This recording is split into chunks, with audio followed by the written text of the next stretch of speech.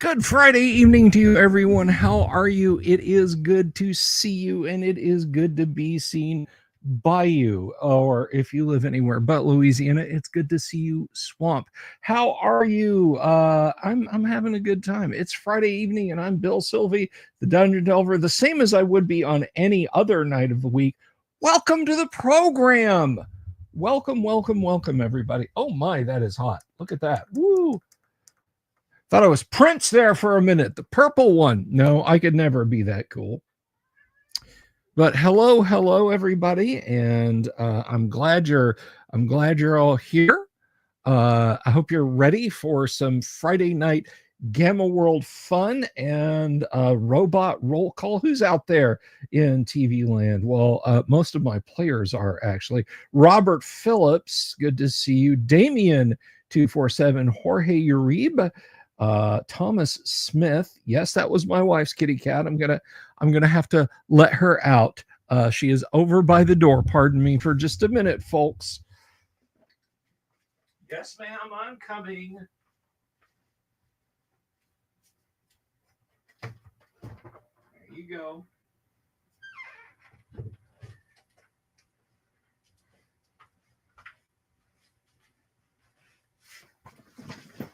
She's my co-producer, but she doesn't like being limited to just this part of the production stage. But how are you guys? How are you guys? I hope you're doing well. We've had a good week. We've had a lot of fun. We've had a great deal of fun, actually. Started off kind of mellow on Monday, like we do, and then we sort of moved on to a whole bunch of tabletop fun. We played some first edition advanced Dungeons and Dragons on Tuesday evening, like we do. Wednesday, Kyle was here. Thursday, we had a great guest. We had Todd DM Blackwell talking about Horde Wars, and that was really cool. That sounds like a neat RPG. That sounds really, really cool. That is an interesting fantasy TTRPG. If you like that kind of new experience and you didn't see it last night, I do recommend going and watching the live stream, guys.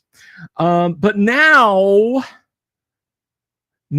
tonight we're going to be playing some Gamma World, and that's going to happen in just a few minutes. But let me ask you a favor. Let me. Do you mind if I get personal with you and ask something, if it's okay?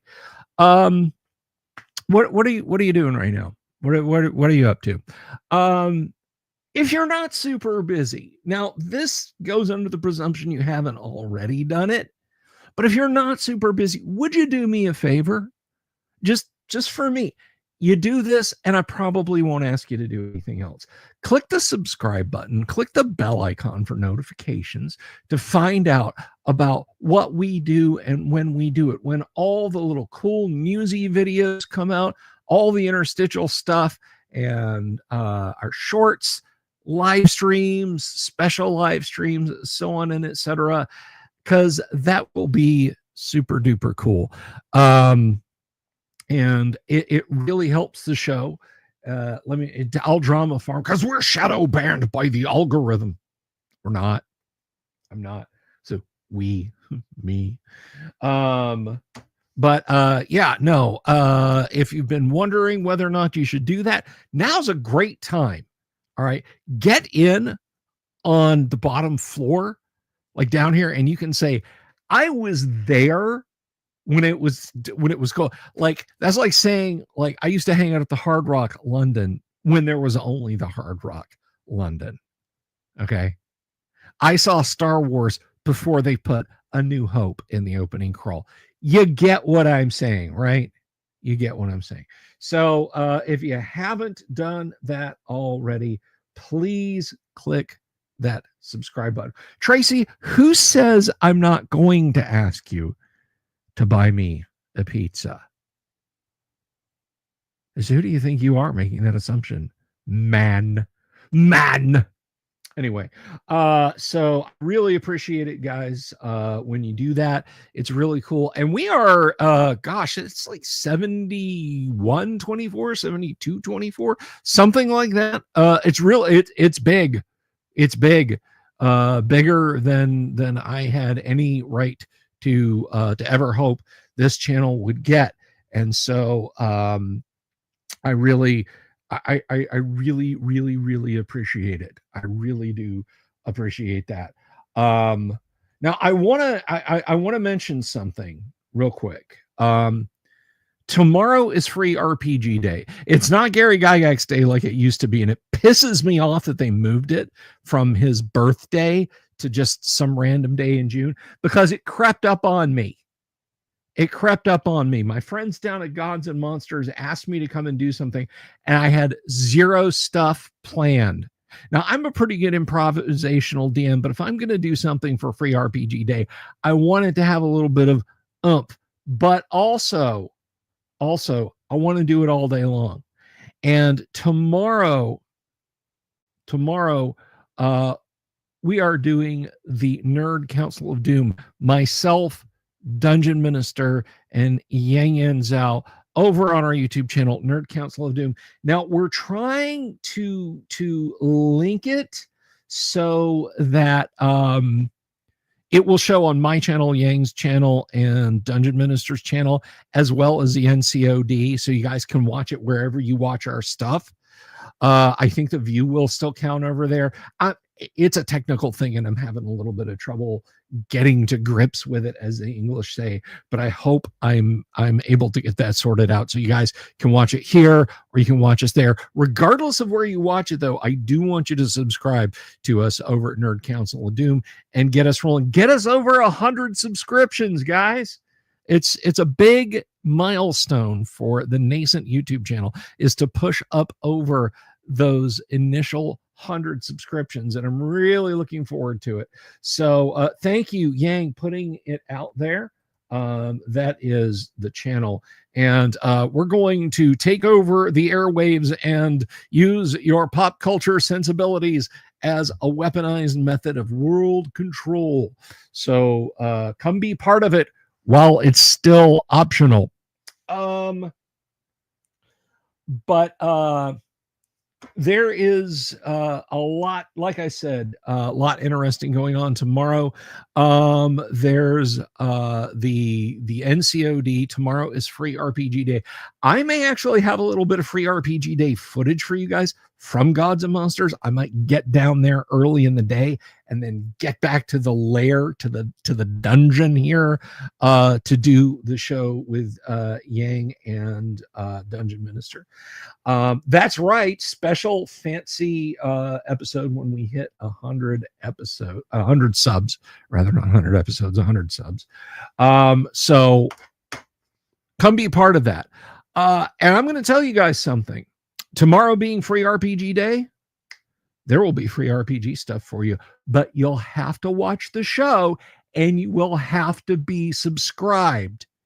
Not to my channel, not just to my channel, not just to Yang's channel, not just to Dungeon Minister's channel, although you should be subscribed to all of our channels, but you should be subscribed to the Nerd Council of Doom. It's free RPG day, and free RPG day means free RPG stuff. So tune in to find out what we're talking about. Tonight, ladies and gentlemen, the live stream is brought to you by me. That's right, me, Bill Silly, aka the Dungeon Delver. I am the sponsor of tonight's show. If you want to support the channel, you can subscribe over on Patreon for as little as $1 a month, or for $2 a month, $1.99 over on YouTube. I'm going to be 100% honest with you guys. If you got to come in at a low tier and you want to, I'm not saying you have to, and you want to support us on Patreon or via YouTube memberships, it's actually a better deal to go on YouTube memberships. I offer Patreon. I offer the same stuff to the Master Thief tiers on Patreon as I do YouTube. So if you want to do that, That's a thing you can do. We have merch, by the way. Tracy Lesh designed us some beautiful logos for our merch. Check out my spring store. It is linked in the comments below.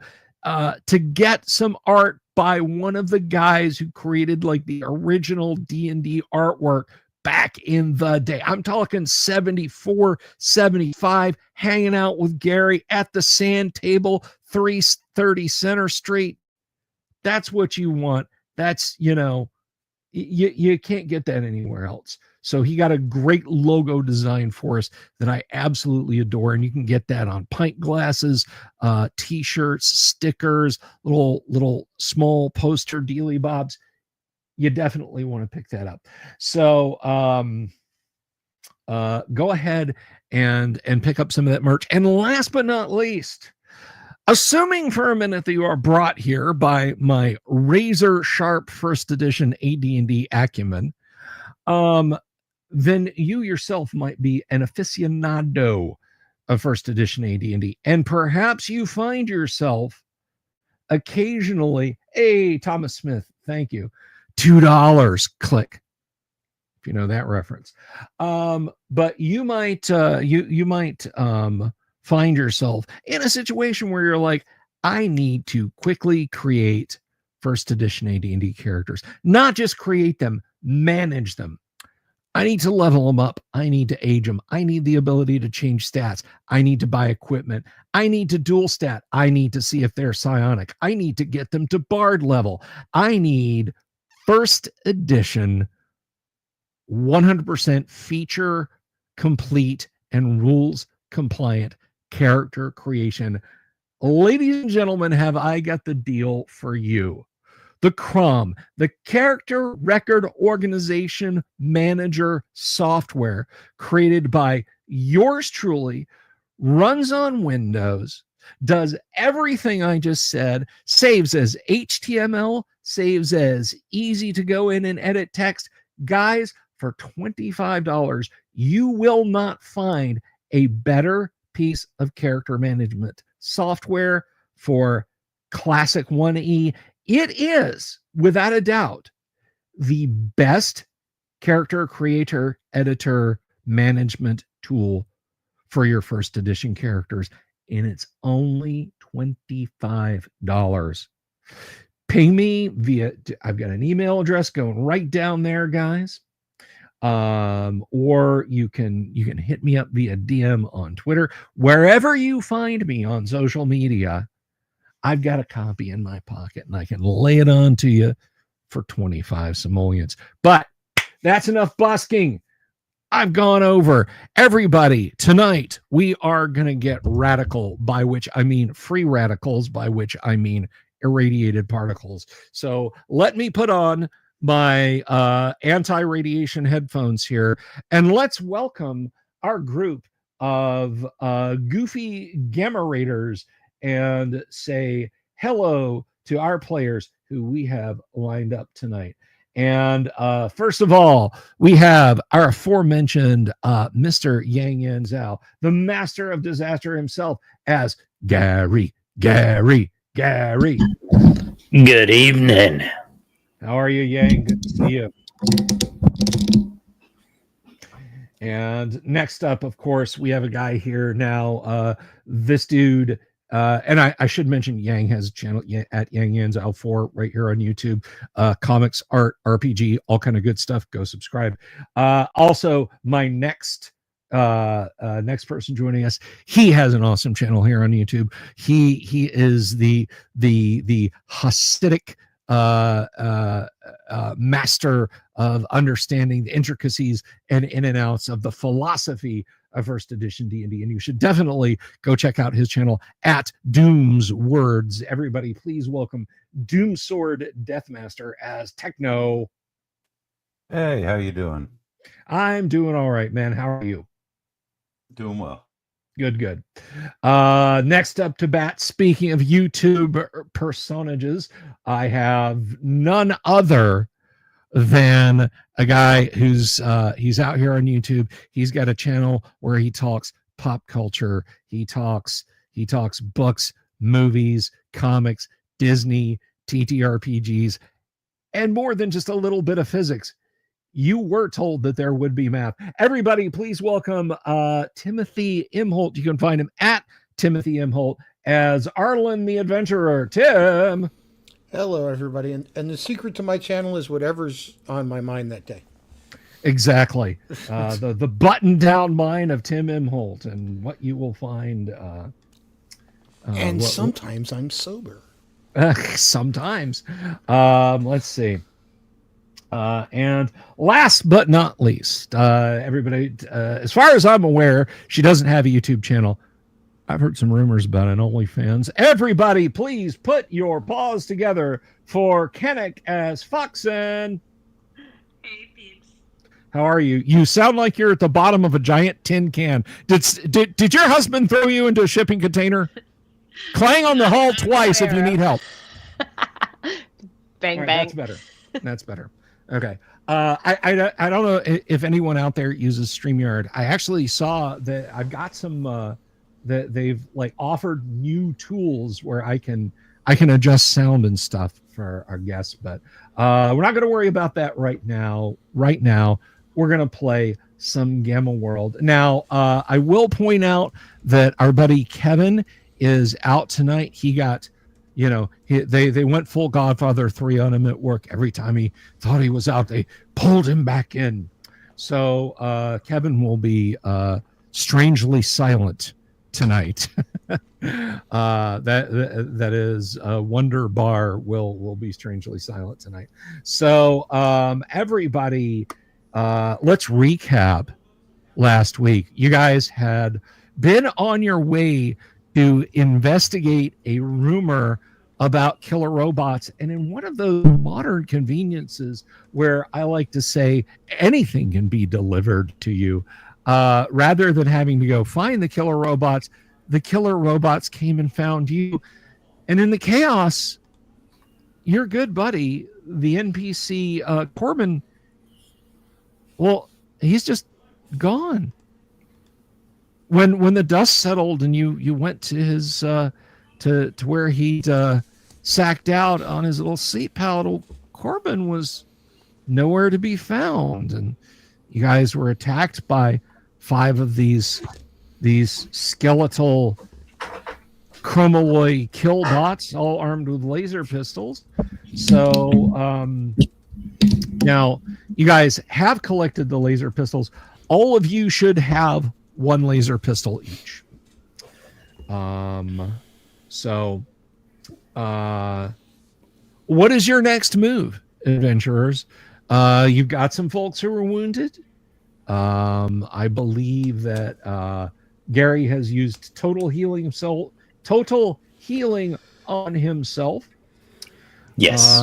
And did Foxen use the wound powder?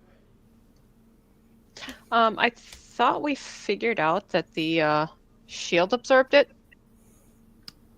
Okay, but If somebody else got shot though, and I honestly It- could not remember if you had used it. She I used think some of it on me. 20. Yeah. I think Yeah. she used 20 doses, if I remember correctly. Okay. That was what I thought. Go ahead, Yang. I was just going to point out that Gary did use total healing, and then he took a big hit after, so he is pretty close to dead. A hot pizza to the mouth would probably do it at this point. Yeah. Hey, one of those Gary, red would you like Baron some pizzas. corn nuts? Bites down. His head falls in half. Is it one of those Red Baron pizzas where the cheese just destroys the upper part of your mouth? That would no. do double damage for sure. It's a tombstone because, after all, what do you want on your tombstone? Ooh. But bump. All right, so your vehicle your vehicle, the vehicle that you borrowed from a one of the wandering scavengers that you met back at the small town that you departed from. That's still in pretty good shape, but as far as chasing down killer robots, what do you guys, what are you guys gonna do? Just let me know. So I see Gary's pretty hurt. Mm-hmm. My I'll- lumbago is killing me. So I'll give him basically half of what we have left of the Perth powder, so that'll be 20 hit points. Ooh, Okay. awesome. Thank So yeah, you can basically you pour that into the burns from the laser, and it the wounds sort of seal up. They pucker up. You immediately get some scar tissue on those, and the bleeding stops. So. And Bill, is the laser pistol, is Foxen able to use a laser pistol or no? I'm going to say that Foxen can use the laser pistol as a basically almost like a submachine gun. You do have to have two hands on it. Okay. So it's laser pistol or portable shield. Okay. I suppose we should salvage the wreckage. Yeah. So yeah, you've got you've got a few of these destroyed robot their metal carcasses scattered around in this open lot. So was Corbin amongst those robots? no, these bots all basically look like T-800 endoskeletons. Just a little bit of rust and corrosion. None of them look like Corbin. In fact, they're all much taller than he would have been. Right, and so we were making our way. We made our way up a bluff that sort of overlooked these things, right? And they came up from down there. Yeah. They basically they came up from the bottom of the ridge and headed up towards you. Yeah, I suppose it's a good idea to walk over there and get a look at what's over the edge, because we had to retreat from the edge as they came up, as I recall. Right. Okay, so you're heading over there, Techno. Is anyone going with Techno as he moves in that direction? Gary will go. Okay. Foxen will as well. Okay. She'll use her ears and her sense of smell and such to see if she can pick up anything toward him. I'll be right there as well. Okay. My boomstick. Your boomstick. You have boomstick and zapstick now, Tim. So looking over the edge of the ancient, bent, tarnished, but not broken and not rusted through Duralloy railing, the bluff drops down about 25-30 meters. It's fairly steep, so these things, I mean, they must have been pretty agile. You think you see a bit of gray jutting out of the base of the bluff. Otherwise, it's sand and small boulders making up the face of the bluff. But all the way at the bottom, there's what looks like something rectangular jutting out.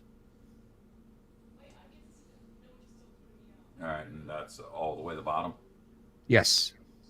About how far does it jut out from the base of the ground? From up here, it looks like maybe 2 or 3 meters, but scale is kind of hard to tell at this distance. Right, and this is pretty steep, and it's composed of rocks and stuff, so it would basically be sort of a slide down for everybody, I would estimate. Yeah, I mean, an unarmored human would have to would have to kind of be careful about where they stepped, but it's unless they were just absolutely foolish, it's not going to be face plant. And I'm going to laugh while I roll 3d6 to see how much damage they take. I mean, you'd have to specifically say, I'm not watching what I'm doing. And as far as an armored character, yeah, no problem to seal down. Well, perhaps we should descend before more of them come. However, we do have the matter of the vehicle. Here, Wonder Bar speaks up and says, yeah, hey, listen, I've got a blaster here, I've got a laser pistol here. I can hunker down in the front control area, and hopefully nothing can shoot through this Duralloy. I think there's a signaling thing, and he goes over and levers up the gull wing and leans on, and there is a trio of musical notes plays from apparently somewhere inside of this thing. And says, yeah, if something goes wrong, I'll hit that. Very well. And it was pretty loud. I mean, it kind of echoed off the hills and everything. So he says, all right, I'll keep my head down, and hey, why don't you give me one of the communicator things, and if things go south, I'll try and drive down there and pick you up. You just call me and let me know. This sounds good.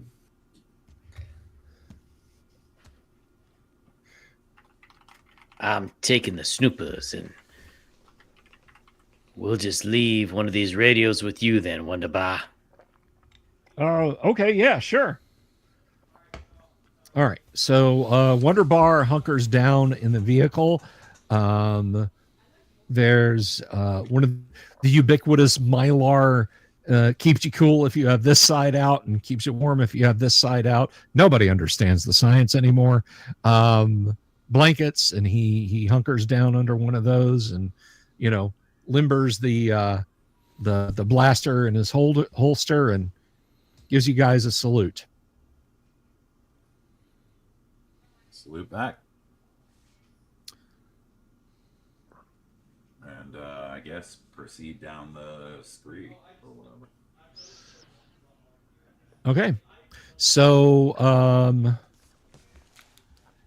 yeah, I'm assuming everyone, Tim, Arlen, and Gary, Yang, and Fox, and if you somehow stow your weapon, I mean, you can go on 4 feet, and getting down the face of the bluff is no problem. Okay. And of course, Techno, you can, just one hop will get you down there while you wait on your companions, if you want to spend suit juice to do that. And I guess I should ask, are you leaving in your suit, or are you? Yeah, I'm gonna have to bring the suit for this. Okay. I have nothing else of utility. So Okay. yeah, I would probably just go ahead and jump down there, and then keep an eye out, wait for the others to arrive. Okay. Well, unless anyone is specifically going to try and do something foolish to get down the cliff face, you can all get down to the bottom without much issue. So when you all get down there, there's about a 2.5 meter diameter corrugated Durasteel pipe that sticks out of the side of the bluff. There is a bent, rusted, so it's probably not Durasteel, post sticking out of the ground, and a completely sun-bleached and rusted Plastiloy or Duralloy composite sign. You can't read what it says. It's right next to the culvert. It is open, and it extends back an unknown distance. A little bit of sand in there, but nothing you can't step over. And it's the diameter of a typical culvert of today. Yeah, I mean, you've seen culvert pipes and that sort of thing before. This is a rather large one, but yeah, you can, you could step in there quite easily. I'm gonna sniff at the pipe. It smells very pipey. I'm sorry, what were you saying, Dims? So being that it sticks up out of the ground, I mean, I assume it progresses, at least for the beginning, at sort of an angle down, or is it like a drop down? Oh no, I'm sorry. It comes out perpendicular to the cliff face. Oh, okay. Like it just goes straight forward into the darkness.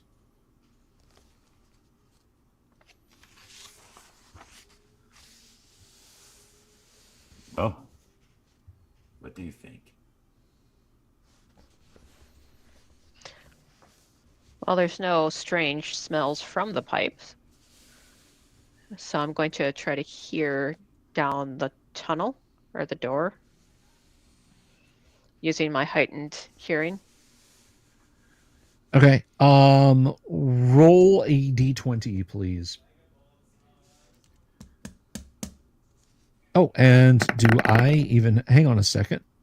My apologies. I got to make sure that I have DD dice up and going for us. I apologize, guys. Okay, try it now.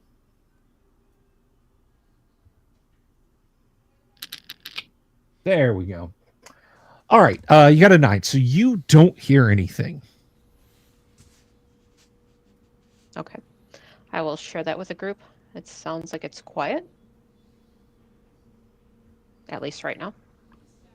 Yeah, At least right now. Make it in. I suppose I will take the point then. Okay, so yeah, you being on point pretty much means you are all the way in front. Tim, where is Arlen in the marching order? I'll be second, I guess. Okay, and Yang, are you? It's wide enough that you and Foxen can make up the third and final rank, or you guys can go single file. Just what do y'all want to do? Well, Gary's got the snoopers, so well, I guess third or shoulder to shoulder with Foxen. Yeah, we Okay. can go shoulder to shoulder and cover the back if you want to watch behind us. Make sure Sounds nothing sneaks up. good. All right.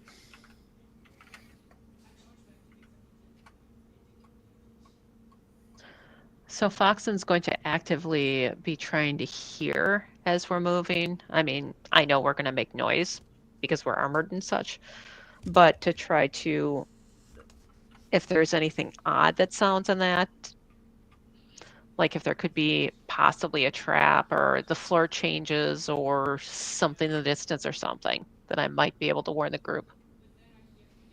Okay.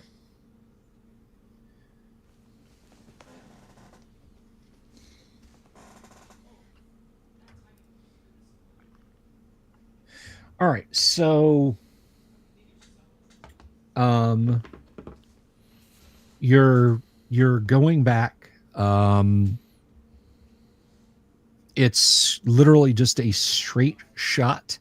Those of you who aren't wearing armor of the powered variety anyway, you notice that the air it's actually gotten a little cooler the further you go in, and it is, of course, getting darker. And finally, you come to a door fit into the pipe. It's very neatly and evenly fit, so it doesn't look like somebody brought it down here. The hinge is on the left, and it swings outwards towards you, or inwards towards you. I never know how to say that. It swings towards you. There is a panel with buttons and lights, and some kind of slot underneath the buttons. But none of these are currently on.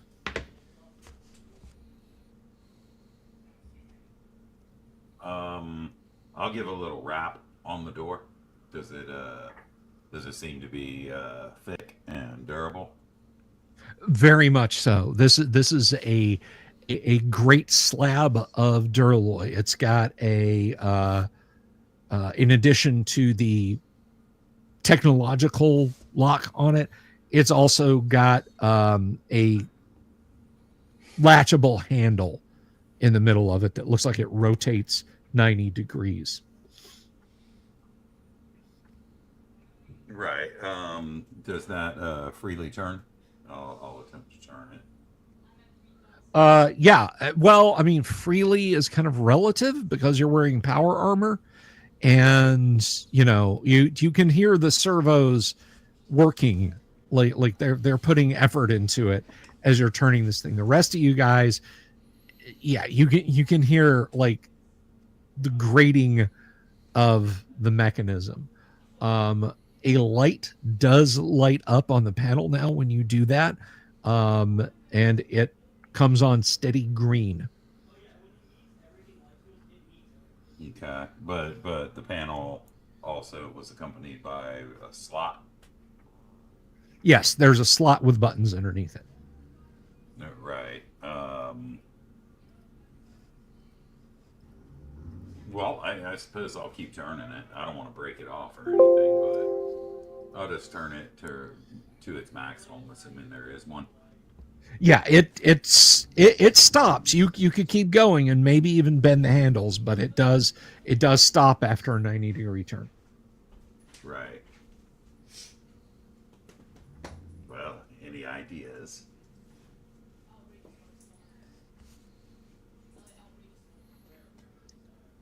Try to pull it. Well, okay. I'll pull on it a little bit on this. What would it be? A right hand in swing or a left hand in swing door? Swings to the left. Yeah. Doors are very irritating with their terminology. Yes. If you're standing there opening it and you pull it, it swings that way. Right, right. Yeah, I'll give it a slight tug. I don't expect it to open. Okay.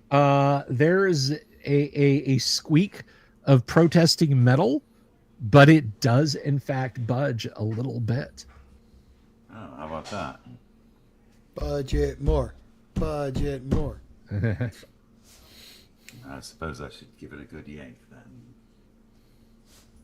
I'll do that and try to hopefully not rip everything apart. Okay.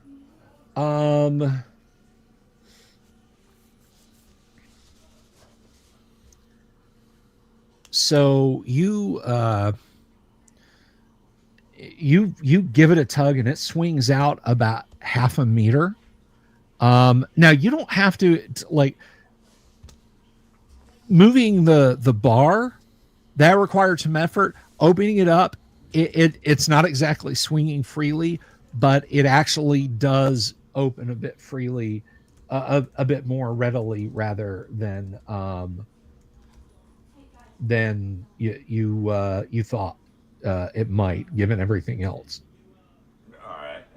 Well, now there's a little bit of an opening, so rather than relying on the handle to try to pull on it, I'll try to put my hands behind the door itself and give that a yank, because that's probably not going to break. Okay. All right. Well, with just a little bit of effort, you now have this, and it is thick. It's like easily a couple 100 millimeters thick door swung open. On the inside, there is you can see this through your suit sensors. You can see this through the snoopers. there is a roughly 3 meter by 3 meter ferrocrete room. There's some kind of empty metal scaffolding on the left, just very simple square with a single rod about most of the way up its height.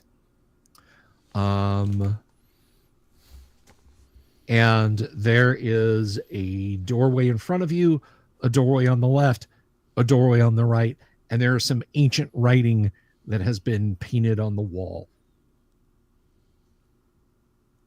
And it's very neat letters. It's block letters, so it was definitely put there with a purpose. Can we make it out? And through the snoopers, you see some of the letters are faded, but you can make out the word new, disaster, and management.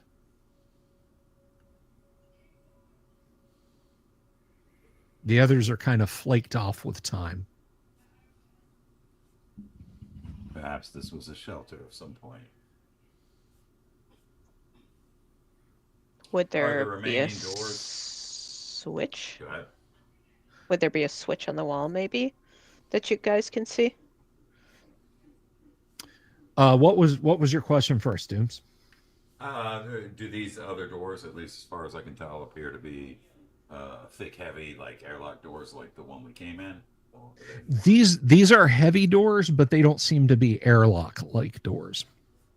right.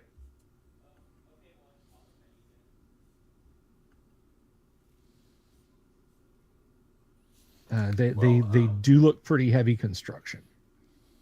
I mean, I guess, yeah. Is there like some sort of switch or mechanism or something on the walls, or looking up at the ceiling? Does there appear to be any sort of lighting or anything? There are panels on the ceiling that might be lighting. There is a panel on the inner right that's just got a couple of buttons on it. Yeah, I'll push the top one. All right. Of the 3 panels on the ceiling above you, only one fitfully flickers to life, and it's just flickering off and on, buzzing periodically. Yes, even in the 22nd century, they couldn't escape crappy fluorescent lighting. So what do? Any opinions?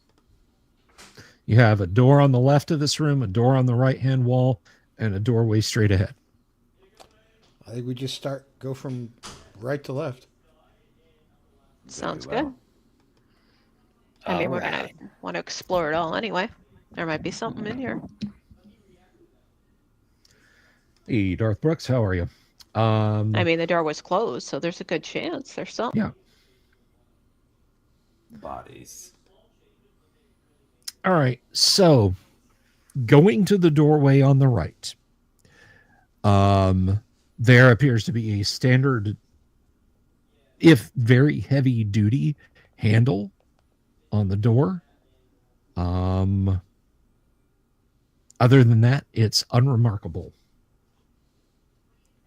All right. Well, I suppose I'll go ahead and attempt to yank that open, or push it in this case. Okay. It swings towards you.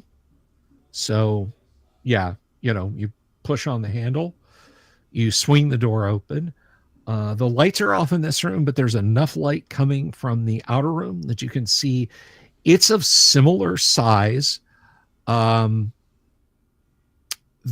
are 2 rows of 4 tables on the left and right hand side of the room, and there are various items piled on those tables, except on the right hand side, the furthest away table, draped over the table, there is what appears to be a body wearing some kind of suit. some kind of unipiece clothing. Perhaps we should open the others before we investigate further. Sure. That's fine. Gary's going to pull out his laser pistol. Okay. So opening the door directly in front of you, there is a long hallway. It looks like it goes at least, well, I mean, based on the ranging data in your power armor there, you see that it goes 30 meters. There's a couple of doors on the left as it goes. There's a couple of doors on the right. On the right-hand side, in between those doors, there is a large opening that is sealed. That looks like some kind of portal or passage. It's about 15 meters down, and you can see from here that there is a panel of buttons on the right-hand side of it. Well, it looks like this leads deeper, with more options. Should we check the last door? Or I don't know. I think pushing buttons sounds like fun. Very well. Uh-oh. I guess we'll go up there then. Okay. Let him push the buttons. Tim's about to find out the Friday night group's affinity for elevators. All right. So moving down the hall, and I should point out these halls are a little bit easier to maneuver because they're not a round culvert, but they're about the same size as the culvert you left behind you. Right. Yes. And there's double butter burgers everywhere. No, I'm sorry, that's Culver's. I mistook it for Culver's, but anyway. If you're from Florida or Wisconsin, you would have gotten that joke. Anyway, so Dooms, you proceed, or Broop, you proceed down the hall, stopping at the door. It appears to be a two-piece Duralloy opening. There are 4 buttons on the right-hand side and a slot just above. Hey, Starblazer, thank you very much. Thank you for the super. Do appreciate it. No message, just $2.79 Canadian. I appreciate it. Starblazer, aka Space Battleship Yamato. Okay, so door, slot, what do you do? Door, buttons, slot, what do you do? How about it? Okay, well, let's go push some buttons and see what they do. Okay. You hear a pinging sound, one ping only. And there is a faint hum. This lasts for 30, 40 seconds. And the doors slowly open, kind of sputtering to a halt as they reach almost maximum width. There's fitfully flickering lights in this chamber. There's wooden paneling about to waist height in here, and it is peeling and bubbling and cracking. There's chunks of some powdery substance on the floor of this room, and it looks to be about 2.5 meters by 2.5 meters by 2.5 meters. Okay, Sounds like Yang's basement. Finish exploring this area before we take a ride in the magic box. Yes. Does a magic box smell nasty from where I'm at or no? Yeah, I mean, not like, oh God, just musty, old, stale air. Okay, so on either side of this door, almost at the very end of the hall, and then about halfway down to the door you guys came in, you have doors. And then you have a couple of doors on the opposite side of the hall as well. So basically, you have door, elevator, door, end of hall, door, door, door. So you have, not counting the elevator and the door you came in, 5 doors here you can explore. Yeah, well, we would, I assume we'd start with the first one on the right-hand side. There is two on the right-hand side, right? Correct. Right. So we'd start with the one, if I recall, before the elevator, because I think we passed that one up to get to Okay. the elevator. Same deal. Basically pull it open. Okay. The door opens fairly easily. There is actually there are lights on in this room. There's a large conference table. It's very dusty. You see a curious box that has rows of square buttons, all the same size, all the same spacing. And it is sitting to one side of this large conference table.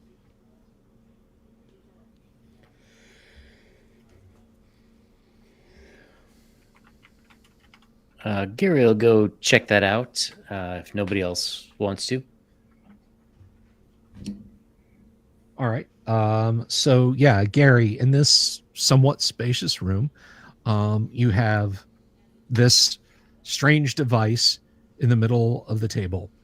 You wanna what do you want to do with it?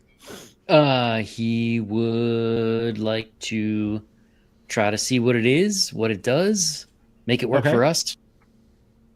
Alrighty. So let's have a quick gander. I think I can close my AD&D Player's Handbook for tonight. By the way, if you don't follow me on Twitter, if in case you were wondering, the spell Wall of Iron, if you drop it from 135 feet up, it does 2,700 hit points in damage. I'll tell you later. We'll talk about that on D&D Tuesday. All right, let's see. Alrighty, start making some rolls, Yang, if you wanna mess around with this thing. All right. Oh, I just noticed one thing last week, which is Gary's intelligence is 16. Uh-huh. Means he should get a -1 to rolls for figuring things out. Okay. As well as a -2 for his enhanced intellect. So he should get a -3 total. Oh wow. Okay, great. Well, your enhanced intellect tells you that this thing is never going to work again. It looks like someone has smashed their fist into the side of the case, and while you don't know what ancient technology is like, you know it's probably not supposed to be in jagged shards inside of a metal box. They broke it. They broke it majorly. Apparently somebody didn't care for an ancient mechanical device. And Tim Arlen starts to put it together. It makes perfect sense that it's broken because this thing says that it contained fruit. Somebody broke into it to get the apples that the box says that it is. So that makes sense. Apples are yummy. There you go. So looking around the room, you don't really see anything in here except for carpeting, chairs that were probably once comfortable, and this demolished piece of technology. But you do see some shining bits of gold in there. I mean, tiny little flakes of it, but you see it. Where there's gold, there's a gold rush. We gotta find some more. All right. Okay. Well, I mean, are you going to gather up pieces of this ancient device? Oh, the one that's completely smashed? Yeah. No. Okay. Gary will look to see if there's maybe like an access card or something stuck in a port. or something like that. But otherwise, no. Very good. Let's see. Is there an access card stuck in a port? There is not. There is not an access card. There's a couple of places where their access cards might have gone in it, but no, you don't see one. You do see, however, it's clearly not an access card, but there is something about 60 millimeters by 60 millimeters inside a Duraplast case that has a regular row of gold-colored pins along one of the edges. It's kind of loosely hanging in a slot on the side of this thing. You're not sure what it's for. Gary will pick it up and then he'll take it over to Techno and see if Techno's ability can tell us. All right. So Techno, do you examine the device? Yes, I'll look at it, even though it's clearly a 3-com 10 megabit network without 10100. It's got the RJ45, but the RJ45, but it's also got AUI and BNC. So this thing is it's as reliable as like a 1996 Honda Civic, but it's slow. No, it is actually it's not that. It doesn't have any additional ports on it. You think it's some kind of ancient storage device, like words and pictures might actually be stored in it. And as I said, it looks to be in fairly good condition. It is unmarked though, so there's no indication what it might or might not be. I've seen similar items before, Gary.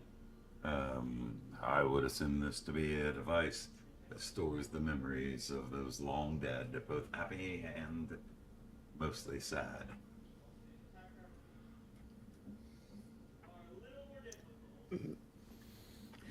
I hear they're cursed. You can be the judge of that. Cursed. And he'll take it and he'll stomp it under his foot. Okay. The Duraplast resists your attempts to destroy it with your foot, but maybe you feel better about yourself. And that is all of note that's in this room. I suppose we'll go back out past the elevator to the next door on the right before proceeding to the others. Okay. This is a slightly larger room, and there are, you've seen amphitheaters in larger villages and towns that are kind of similarly designed, but this is much smaller. Perhaps 30 people could sit in here. There is a lectern at the end of it. It is tiered seating, and there's seats on either side and a broad aisle you can go down. A few of the chairs are knocked over,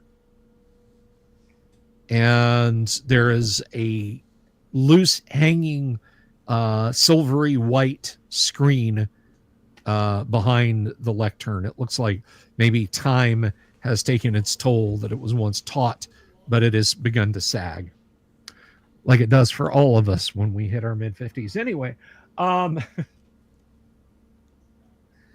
so what to do?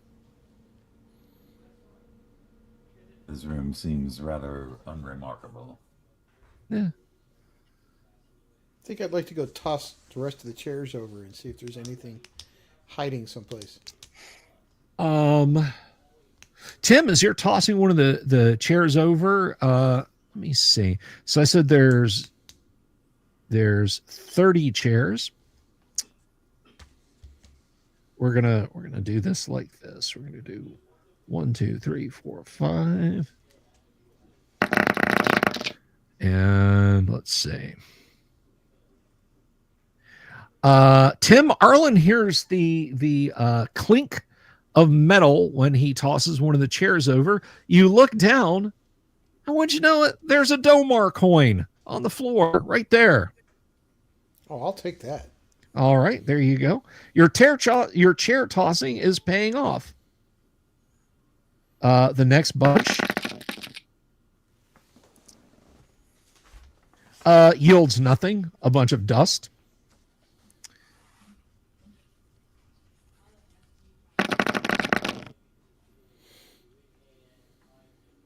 Nothing in that bunch.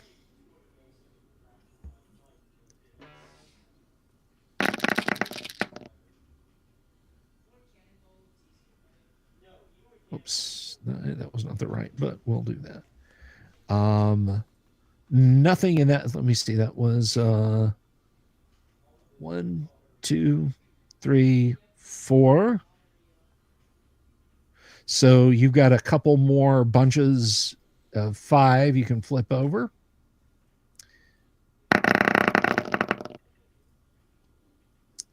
Nothing in that. And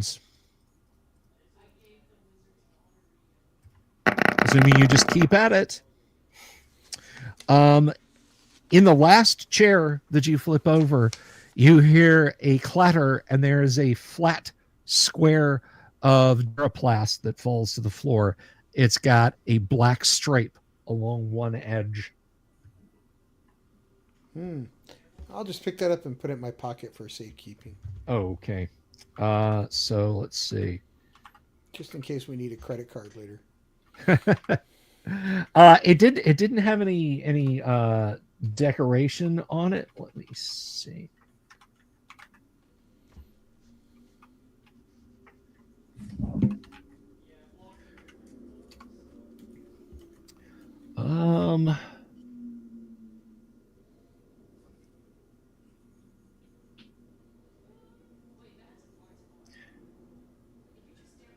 So it is red and blue, Tim. It is red and blue and has a stripe on it. And it looked to be in pretty good shape. All right, I'll just put it in my pocket. Okay. Because you never know. You never know. And that is all you guys find in this room.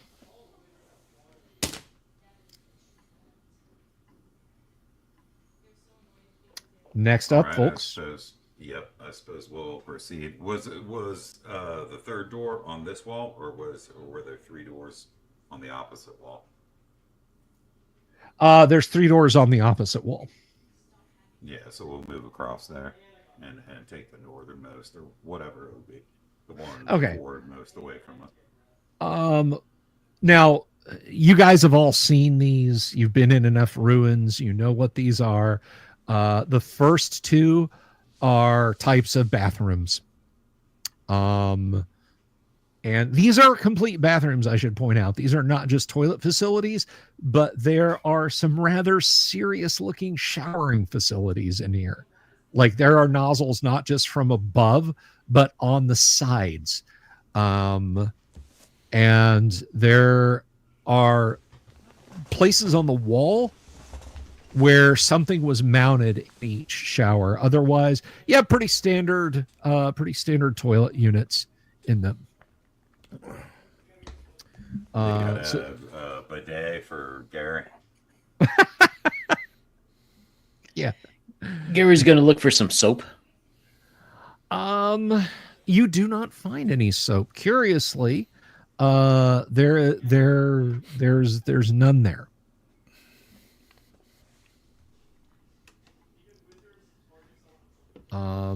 Lying on the floor of one of the showers, you see a small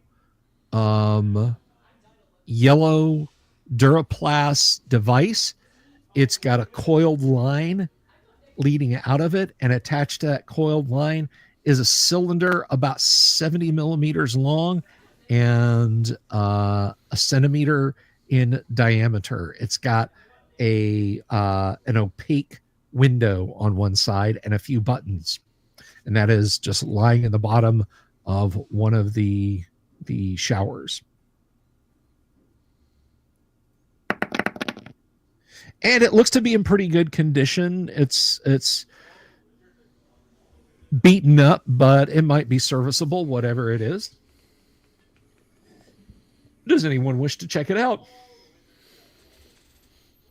Hey, Gary, go check it out. Yes. He's going to give a suspicious look to Arlen, but he will check it out. Okay. Yeah, you've got this box. It's got the aforementioned line on it, and it's got some buttons on it. Do you wish to try and figure it out? Heck yeah. All right. Well, let's start off with a D10 roll.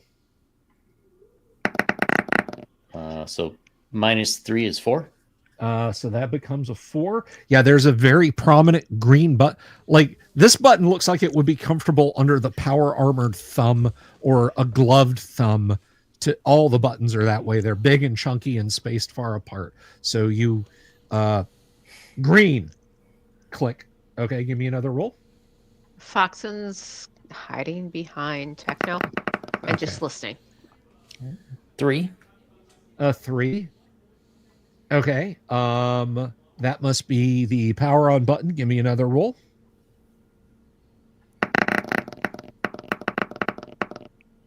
4. All right. So that was 2, 3, 4. You think you got it just about sorted out? Whatever this is. All right, he'll keep going. All right, give me one more roll. 4. So the little screen does flicker to life, but you're just kind of cycling through functions. You can't quite get it to do what it's supposed to be doing. You want to give me another try? Heck yeah. All right. 4. Same thing. Hitting that same button over and over again does not change the screen. You can give me another. -2. -2. All right. So, yeah, you're okay. I'll highlight where it says ready and then I'll hit enter. A steady clicking sound starts to emit from it. You see, the little screen on it is wavering somewhere between green and yellow. You have found a Geiger counter. Ooh. You figured it out. It does rads, grays, curies. Basically, you can cycle through all different types of exposure levels on it, and it will tell you how dead you are. It's got a strap where it can be put on the forearm. The strap is kind of large. You suspect it may be meant to strap around protective clothing if necessary, but you can adjust it down and just fit it on wherever, or it's got a clip. You can hang it on a belt. Yeah, he'll wait. So is there a separate sound control? Yes. So he can turn this. Okay. He will mute the sound, but he'll clip it on his belt. Okay. Yeah, and you know that working, I mean, people over the centuries in big cities of like 2,000 people sometimes have technologically inclined who can kind of produce things like this, but a working one from ancient times is just, this is a prize you've got here. This is as highly prized as an ancient weapon. I mean, good See, news. Gary? Aren't you glad you did that? Heck yeah, I got my HG Geiger counter. yeah, it immediately morphs into some kind of psychosexual body horror. Oh no, that's an HR Geiger counter. All right, so so you've got the shower. You found that. You have, yeah, you've got the 2 bathrooms. You've got one more door to inspect.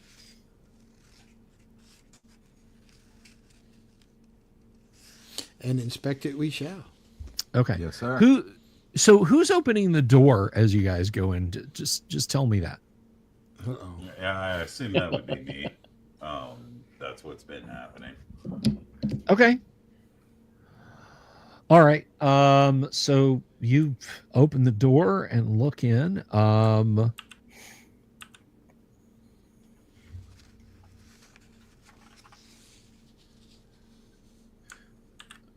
Sorry, wrong window.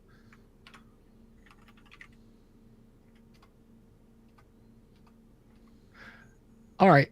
Dooms, what is your mental strength, please? Great. I believe it's a 13. All right. It's 14.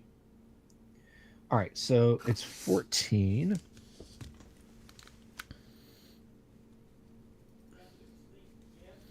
Actually, before I do that, we're just going to go down the line because, he opens the door. You can all see this.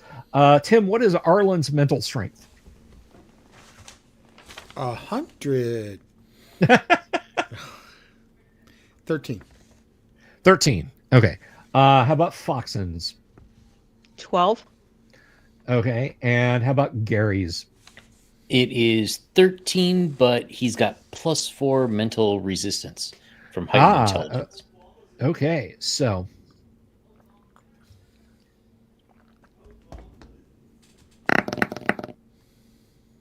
Wow. Okay. So,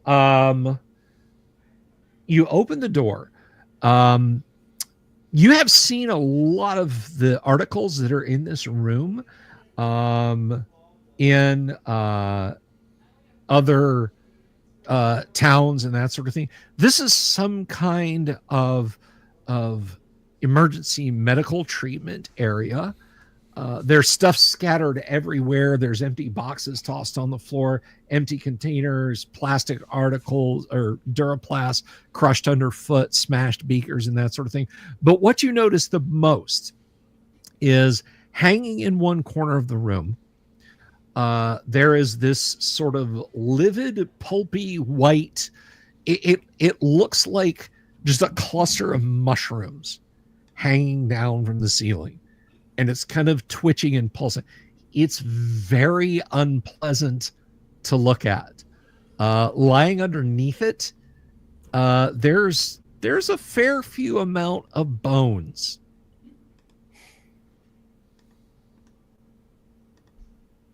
And so let's see. Foxen also has the heightened intelligence, so I guess she's got +4 as well. Okay.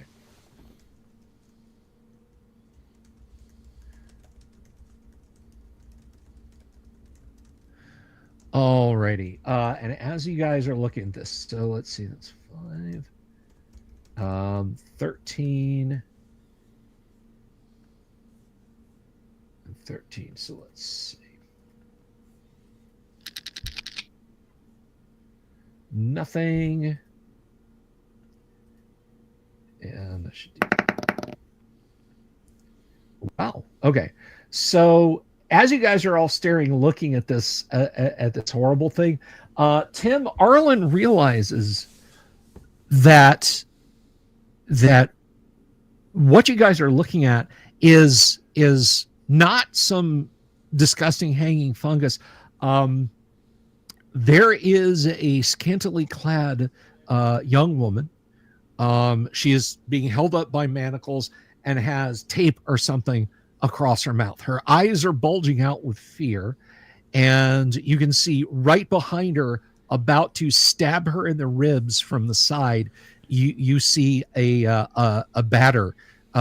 You're not going to be able to shoot the batter without hitting her. You're gonna have to go over there and save her. That's what Arlen sees. Okay, well, I guess I'm going to go over there and attempt to save the pretty girl. Okay, so you guys see Arlen. I don't know if you say anything or get all doom guy and snap your shotgun shut, but you guys see Arlen trucking right over to this hanging fungus, and it kind of starts to pulse and throb as he gets closer. So Tim, you start striding, but let's go ahead and roll initiative. What is Gary doing? Is Arlen there with the mushroom already, or not? No, yet? he hasn't started moving yet. You catch, Arlen kind of gets a shocked look on his face and takes a step towards the thing. Okay, and is it within 10 meters? Yes. He's going to gas it. You realize you're going to gas everybody? Given that it's a plant, you don't think that kind of gas is going to work on it. All right, fine. He'll shoot it. I'm in sorry. The mushroom face. I'm sorry. You'll shoot it in its mushroomy face. Kanek, how about Foxen? She's going to reach over and try to nip his hand to distract him. Okay. And Dooms, how about Techno? Does this suit have enough precision that I might be able to leap forward and grab a guy without splattering him into the wall? Down here in these close quarters, right. It would be tough. Yeah, I don't want to splatter anyone into the wall. I'll keep a lookout. Okay, Tim, since you're suddenly in love with Lady Fungus, which I understand her attraction to you because you're a fun guy. Roll initiative, Tim. That's a D6. All I can say is I'm sure I've done worse. So 1, that's a good thing, right? Sorry, that's not. You can't do worse than that. So good news, Tim. You don't get to go first. You're in fact very slowly moving over there as this thing again. The woman is struggling. She's and the batter behind her is cackling maniacally and sawing at her exposed rib cage. This thing's going to be the death of her. The rest of you guys see this thing like wob wob wob wob and sort of spraying out little yellowish spores as Gary starts to walk towards it. Go ahead and take a shot at it if you would, please, Gary. I'm sorry, I kept saying Gary. Arlen, I meant. What am I rolling? 20? No. I'm sorry. Arlen is walking towards the thing, completely convinced that this is a woman who has been tied up and hung up in this corner. Gary, you were going to shoot it. You go ahead and take your shot. Gotcha. Sorry, that was mine. Oof. Okay, yeah. So you burn a hole in the wall. At least it wasn't my butt. It wasn't your butt. Yeah. So your friends are obviously trying. They're not going to be able to save her. Well, I'm trying to nip him. So okay. Tim, what is Arlen's armor class? Armor class. 3. 3. Okay. Can it go ahead and roll a d20? I know you're not trying to do damage, but yeah, I know. You still need to try and get him. 8. He's bringing his gun up as your teeth are snapping shut on empty air. So, Tim, you stride across the room, and there she is to rescue.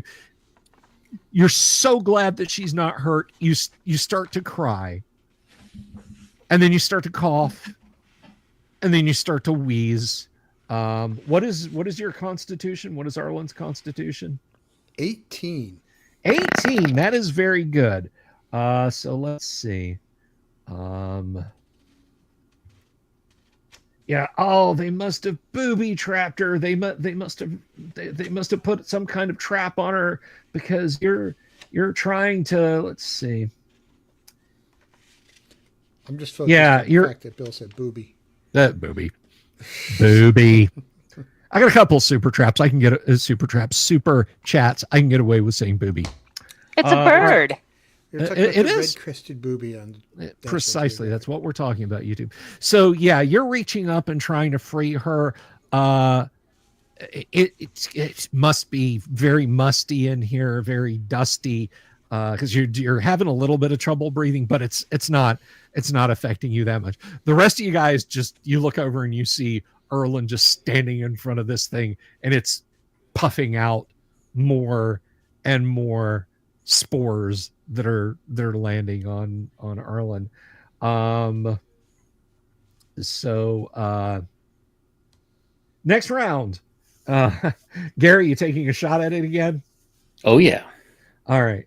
Dooms, how about Techno? Yeah, seeing that there's no apparent chance of hurting my friend, I'll fire one of my laser pistols out of my fingers. Okay. I'm sorry, what was that? Micro missiles? You said I really thought about it. I know. That's Thunderclap, the answer blap. Yeah. I didn't ask. That's like a fireball.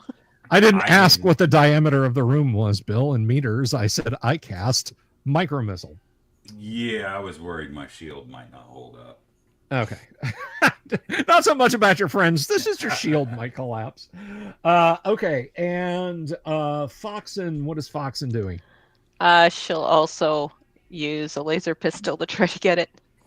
All right. Let's go ahead and roll an initiative. And I think Dooms will go ahead and have you roll next.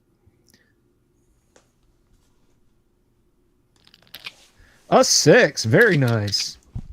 And a 3. Okay. Dooms, go ahead and take your shot. Alrighty. Let me just double check here. Alright. Oh, A 19. 19. A solid hit. Roll your damage, sir. I get an extra D6 for molecular. That's right, yeah. Unless this thing has no, I mean, is it valid for this thing? It's a fungus and whatnot.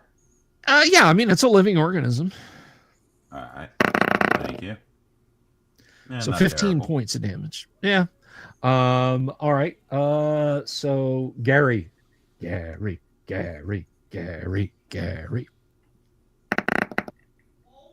That is also a hit. Roll some damage.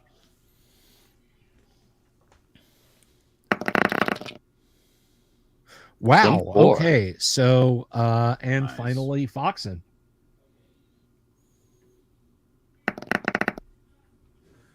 And a 12 will hit. Roll your damage.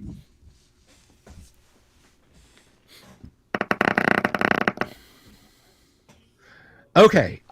You shoot this thing right in the center of its big throbbing mushroom cap head, for lack of a better term. Now Tim Arlen is horrified. She, behind her gag, screams in agony as she's transfixed by 2 laser blasts. And then she's hit right between the eyes and her head snaps back. And you grab her in your arms and you look at her and you're holding a cluster of mushrooms. Ew. Like yeah, it's like there is rhizomes like dripping down your arm from the holes. Wait. They've shot Are in these this thing. special mushrooms? I don't know. You're the guy with the 18 con. How lucky do you feel? Not that lucky. I think Gary had some of that powder earlier. Gary's still got a couple of those if you feel the need. All right, yeah. Like So morning beverage. everybody's orange juice got a little bit of sunshine in it this morning. Okay, so yeah, you drop. And lollipops. You kind of drop this heap onto the bones. And give me a D20 roll, Tim.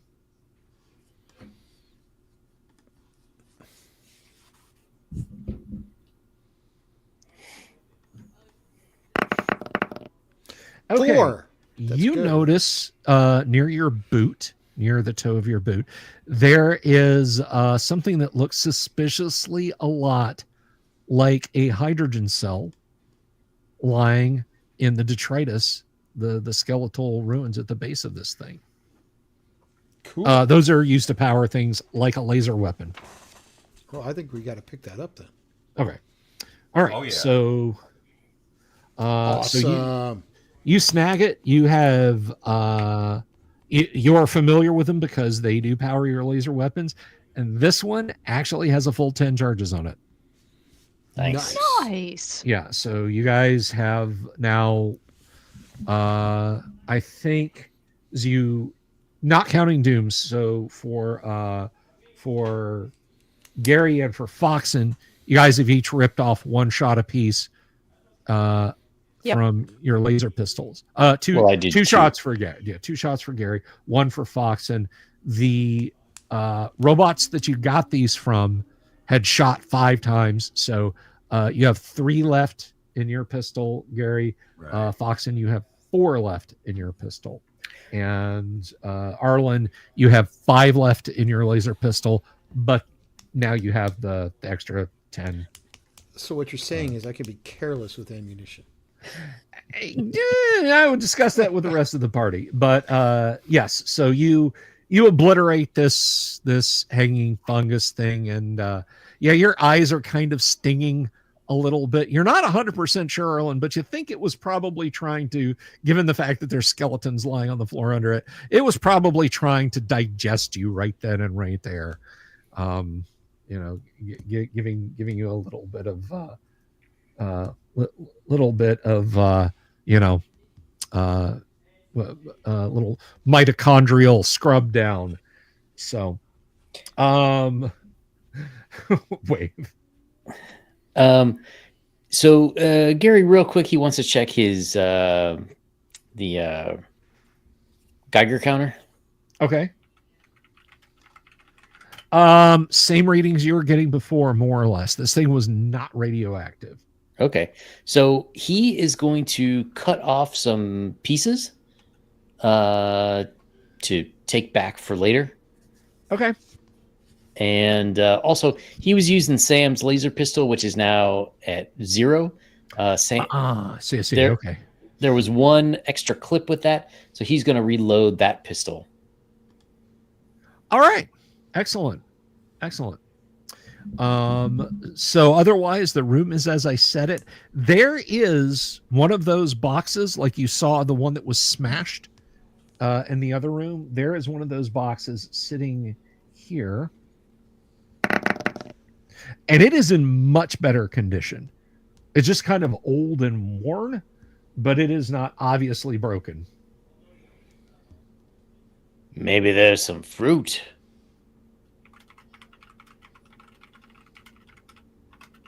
If nobody else wants to check it out, Gary will. Okay. It is in, as I said, pretty good shape. And you can certainly try and make it work if you want. Sure. Okay. -1. All right. So you grope around on it and you find a nice silvery, slick spot that when you push it in, you get a nice tactile click. And a couple of lights come up on it. You hear a whirring sound from within, but the glass, vaguely bubble-looking square atop it doesn't do anything.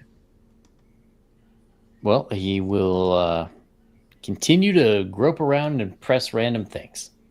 All right. Go ahead and give me another roll. 0. Okay. There is a beep, and the glass window sitting on top of it in a box starts to glow a faint green color, and there is a little square light in the upper left-hand corner that flashes off and on. Nice. All right, give us another roll.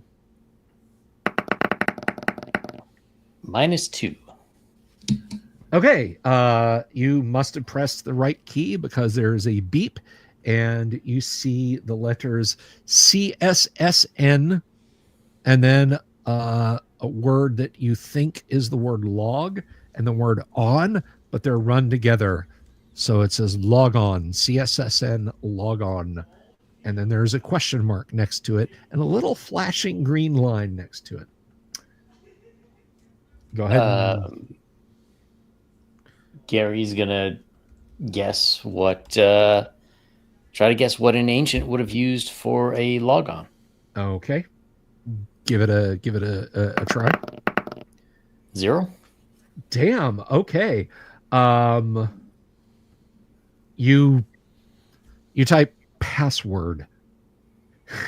There's a beep, and then there's some columns of multiple width columns of numbers that scroll down very rapidly. There's another beep, and you're sitting in a flashing password. Give me one more roll. Here's where I roll like a 9 or something.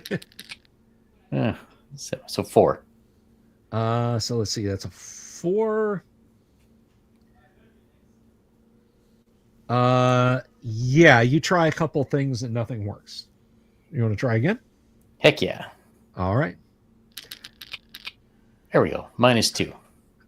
Yeah, you typed password, not password for that second one. So you hit enter. The screen flickers off and it flickers back on, and you see New Mexico State Emergency Management System. Ooh. Well, I guess first, is there a map of this place? You kind of clued your way through a few menus, and yeah, you can find a map. The one that is labeled L1 is everything you've seen so far. There's something that's labeled L2 that the rooms are labeled. There's 4 that have dormitory above them. There is one on L2 that says canteen. There is one on L2 that says medical. And then there's one on L2 that says ops. And on L3, there are a couple that just have question marks.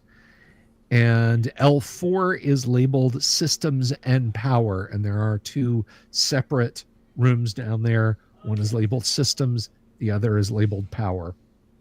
I guess the next is Gary wants to see if there's any sort of security, alarm systems, auto turrets, something that's going to kill us. No, there is not. There is a mechanism here for opening and closing the outer door.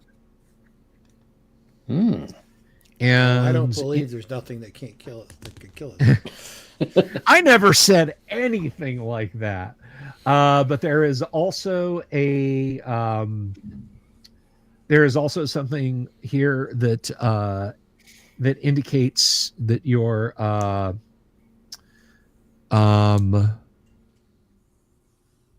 what was it? It was right on the tip of my brain, and I don't have my notes over on this PC.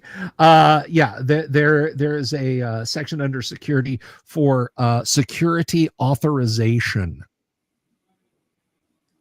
Is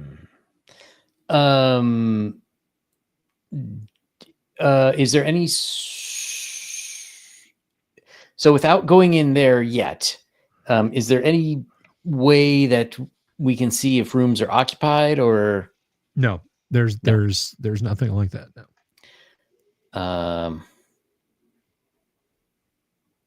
All right. Well, maybe we can get authorized with your card. Well, let's give it a try. Use my card here. Yeah. There's a slot on the side of the box. You feed the card in. There's a beep from inside the box. The card slides back out, and it says, "Card already initialized. Please insert blank card."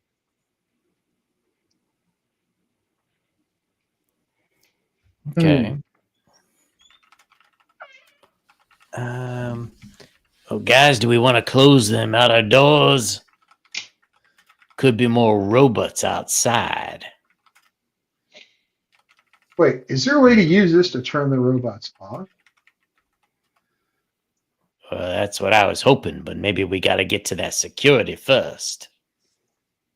Well, if I were able to open the outer door, I assure you that the metallic endoskeletons would have been able to as well.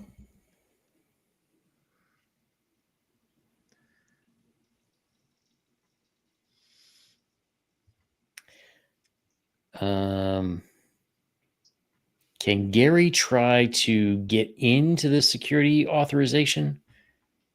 You are in security authorization now. Oh, he is in. Oh, Yeah. Okay. Yeah. Does it give him any options for what you can do with authorized security? Yes, there is authorize. When you do that, it says insert card. Oh, okay. All right. Well, on the next level, there's a canteen. I could use an extra one to hold my water. We can go there.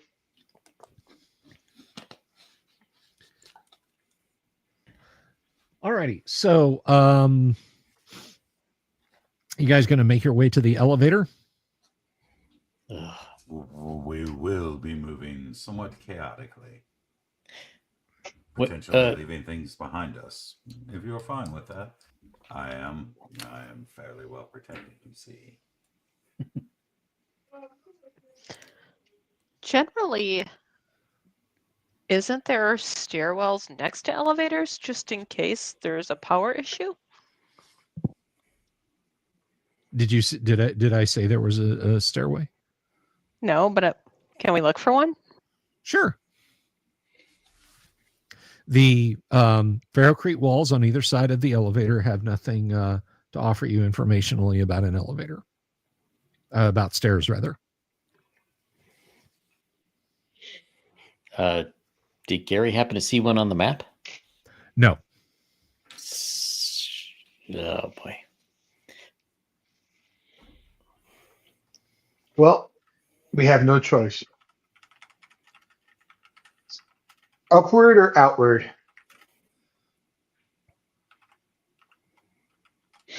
Well, technically, there is a choice. You gave us two. Eh. Do we have one more door out in the hallway, or was this the last one? I'm sorry, Dooms. What was that? Do we have one more door that we have yet to explore out in the hallway, or is this the last one? No, this was the last one. Right, but we do have one door in the main entry chamber. Yeah. Perhaps we should go take a look at that before we make any hasty decisions. I agree. Especially that body. Well, it is the only stone left unturned in this place thus far. And Yeah, I would rather know what it is. there's the body that you guys hadn't checked out in the one room, but in the room there were three rooms off of that main area when you came in from the culvert pipe. You haven't been through the leftmost door, and you haven't inspected the body at the rightmost room. Oh, okay. So we haven't been through that. Right. Correct. Exactly. Yeah. So that leftmost door inside the main chamber, we would want to check that. And then we would want to go back to that area where we were like, hey, let's leave this behind and check this other stuff out first. Thanks for the reminder.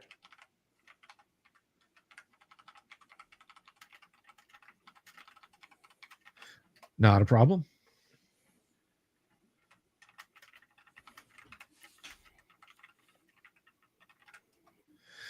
Okay. So where to, guys? That would be that leftmost door right after we open the entry hatch into this bunker. The leftmost door off of that initial entryway. Okay. So, the leftmost door, at first glance, you think at one point this must have been some kind of small reception area, but whatever it was, it became someone's living quarters. There are 3 pallets in here. They are they're just small. If you had to guess, you'd say it looked like someone dragged small couches or chairs in here to sleep on. There is another one of those Apple boxes that's just kind of sitting in the corner. It is just a second.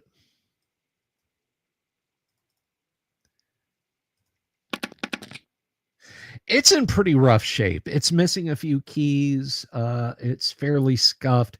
It's got a bit of a crack down the side of the case. It looks it's strange because it looks like in some places it was painted on or colored on with something. You're not entirely sure. Next to it, there are a few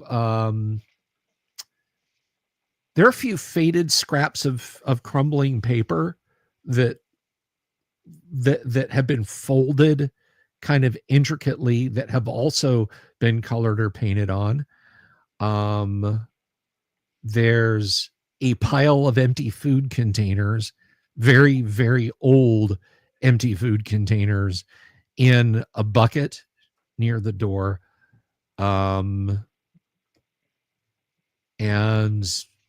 that's really all you see. It looks like basically someone, and possibly small children, attempted to live in this space for a while, but whenever that was a long time ago.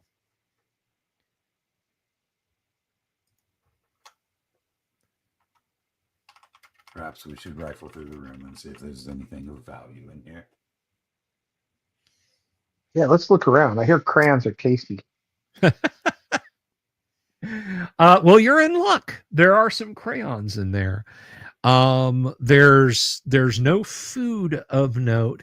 However, on shelves along the wall, and a lot of them have been plundered apparently for somebody's art projects.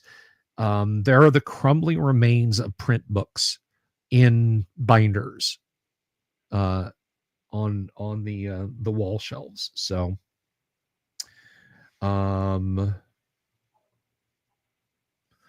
other than that, the flipped over desk, the little electrical box that was able to talk to other portions of the facility that you're in, you don't find anything of interest here. All right, so we've got that other room to check out with the body, and then then I think we can proceed. All right, so going over and checking out the body. So who's going to examine it? Arlen? I will. Okay. So Arlen, you grab the body. The suit is more or less intact. It's kind of worn. Looks like an environment suit. There's a skeletal furry face pressed up against the clear mask in the headpiece of it. And well, let me ask you, do you unzip it? Of course. And thank you, Wave of Mutilation, for the super chat, Bill. Yes, thank you very much. The Young Ones jokes. Absolutely. You gotta love the Young Ones. It is the first televised, not the first live appearance, but the first televised broadcast of Motorhead's Ace of Spades was on an episode of the Young Ones, and it is a absolute banger. But yes, thank you for the super wave. Yeah, you unzip the, you grab the pole ring and it unzips from shoulder to hip. This was apparently 2 batters that stuffed themselves into this. Tim, if you don't know what a batter is, it's like a kobold-sized badger man. And there were two Okay. of these things, one sitting on the other's shoulders inside this enviro suit. Whatever happened to them that they couldn't unzip this thing, they apparently expired while both of them were crammed Oh, inside this enviro suit. that's nasty. Yeah, it's pretty nasty. It was maybe as long ago as a few years because it's fairly desiccated, but it's like, oh, ick. So you're not sure how they got stuck in there and couldn't get out, or how they died once they were in there. But yes, this was two batters in an enviro suit. Do you are you going to search them at all, or No, I'm Okay. not that disgusting. all right. Yeah, so there's the desks. As I said, they've got crumbled up pieces of paper. There's some very, very, very faint writing on the back wall of this place. It's really hard to make out. But you're not sure what else this chamber could have been for. No, in Top Gun Maverick, in the second to last. I'm not even going to ask. Okay, so that's all you find on this level. Folks, where are you going? What are you doing? Well, we can either let Wonderbar know to meet us here with the vehicle before we proceed, or we can go without him.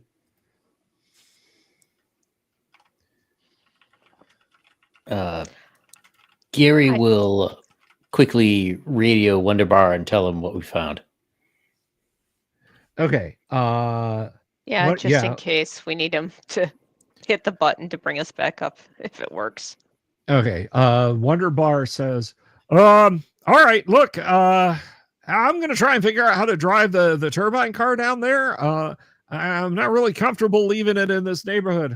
I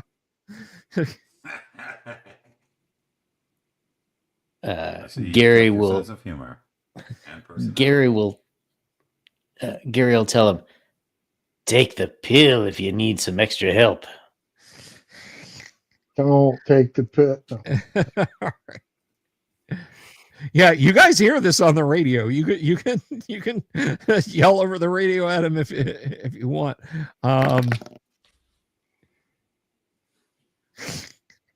Right, you really think it'll help with my driving? Absolutely. Should I take it before I drive down there or after? After would be good. Roger that. I'll be heading down. All right, so he begins to presumably begins to drive the car, find some way he can maneuver the car down without, just straight off and impacting. That's going to take him a while to do that. So you guys, are you going to wait for him to get down, or are you going to have him wait outside with the motor running? What is your plan here? Because I want to put Kevin's character in the right place for when he returns next week. I think the point is, from my perspective, to leave the car outside, because that's going to happen regardless, right? Okay. And just to bring him in with us at this point. Okay. So yeah, about 30 minutes pass, and he calls on the radio. He's like, I'm looking at a big culvert pipe, a big Duralloy culvert pipe. You guys in there? Hello? Of course. Yep. All right. Okay. So some time passes, and there's Wonder Bar. It's like, whoo, I made it down. Now you think I should take that pill, huh? Let's go with no. Oh, okay. Gary seemed pretty pretty insistent that I take it. It seemed like a pretty good idea, but yeah, if you don't think so, all right. Yeah, hold on it. Wait, you If might you need it some later. help. Oh, hey, look! He points at the terminal. They've got these here. Have you tried them? Of No. course we have. Oh, okay. All right. Well, let me just get suited up here, and he puts on his on his armor and says, "All right, where to? What?" He kind of leans into the room. You just that you were standing near Arlen, and goes, "Is that two batters in an environment suit?" Well, it was. We're not sure what to call it now. Oh man, those things are weird. All right.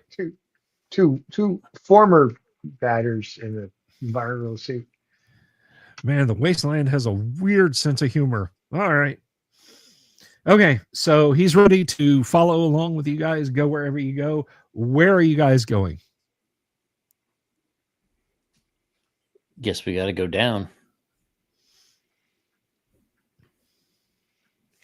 Do we want to go all the way down to the bottom and just Yeah. Yes. go to 4? That's where ops and whatever was, right? Yeah, ops and power, I think. Ops and power, yes. Yeah. Well, let's start down there. Maybe we can find some more power cells. Okay, so you push for 4, and a very pleasant voice tells you, authorized personnel only.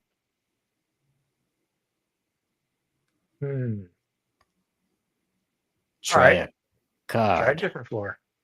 Try the card. Yeah, that's good. All right. There is a sort of a chime, and the 4th floor button lights up. All right, let's do it. All right. You ride the elevator down. Very pleasant, yet at the same time, kind of annoying music plays for the 30 or 40 seconds it takes to go down. You're not sure where Ipanema is, but apparently there's a girl from it, and she plays an acoustic guitar. That's about all you know, because it gets repeated over and over again. As you go to the floor, there is a ding. The doors slowly grind open, and you've got a 2-way hallway. There's an arrow pointing to your left that says admin. There's an arrow pointing to the right on the hall that says power.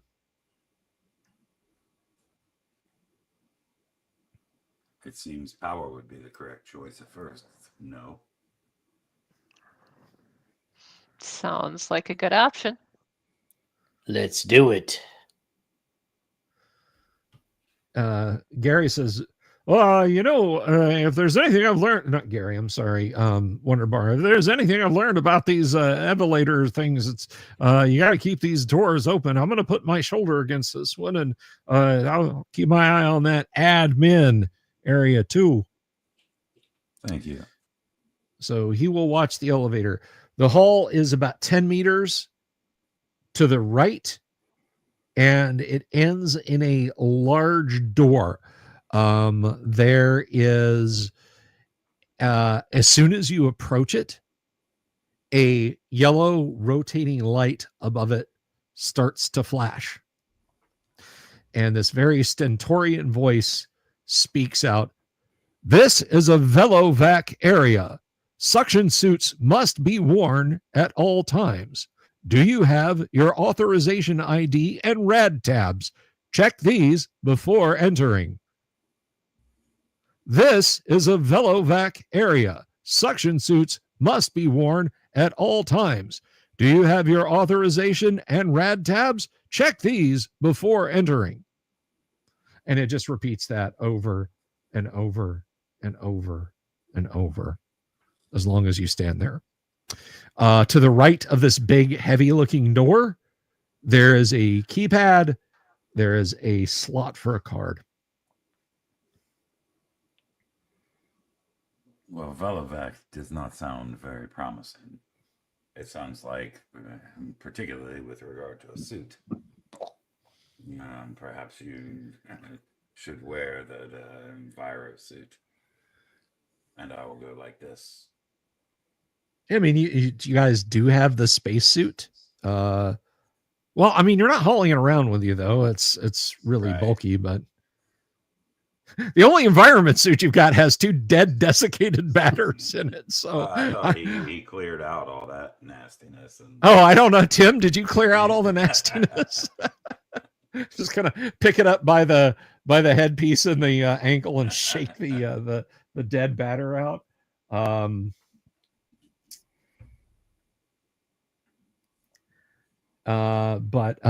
Yeah. So what do you guys do?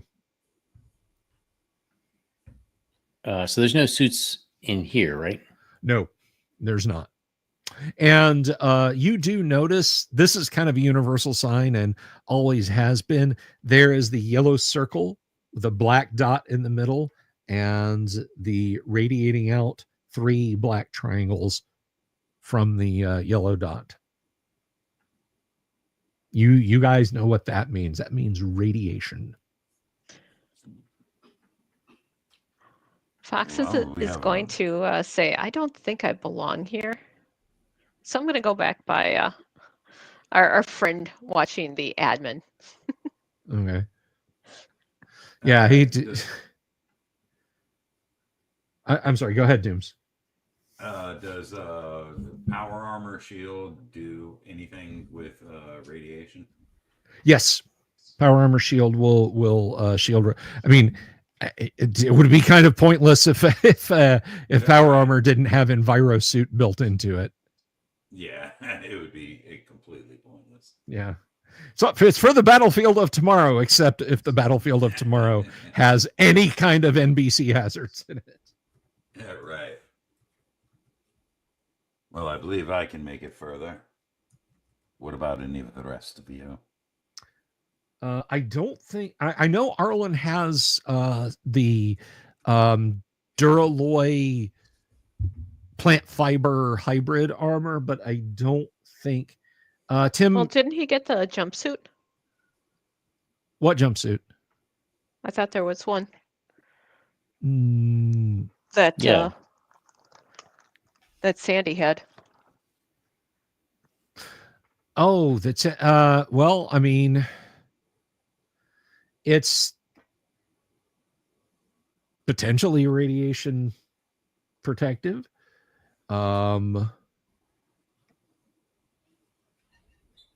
But I was it though? What was did Well, I Sandy know have it was an accent? powered. Yeah, it was powered. Oh, that's right. Yeah. I'm sorry. Yes, Arlen does have does have armor like that. So basically it's I think it's Gary is the only one that's not that's not properly shielded, yeah? Yeah. All right. Well, you guys have got a decision to make. Does Gary go back and wait? Does he proceed forward and hope that maybe that's an overabundance of caution, that old automated recording, or is somebody going to get another mutation? We'll have to find out next week, boys and girls, because it is that time when we're at the top of the hour.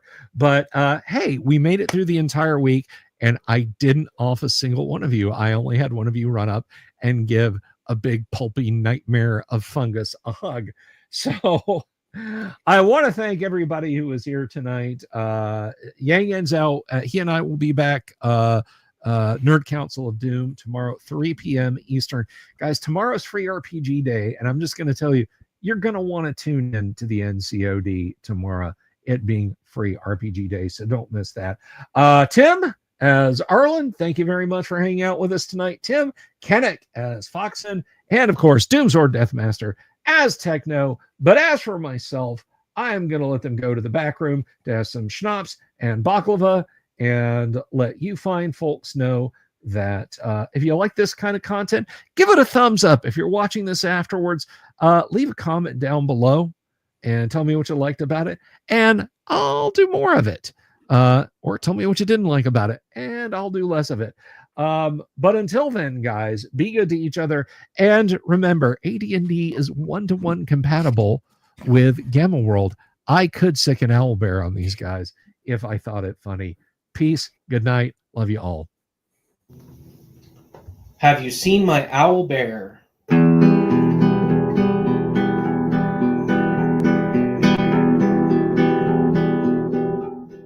Here's to all the weirdos everywhere in the woods and in the air. Have you seen my owl bear? Should I shave off all my hair? Bobs are all around. Some live in tunnels underground. Some are fat, some are rich, some are sleeping in a ditch.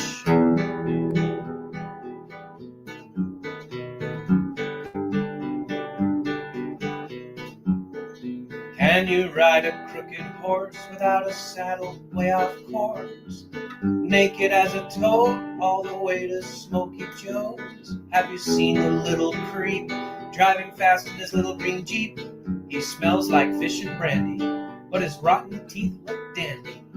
Take me to the show, I don't care if fast or slow. From action flicks to dancing dicks, just take me to the show.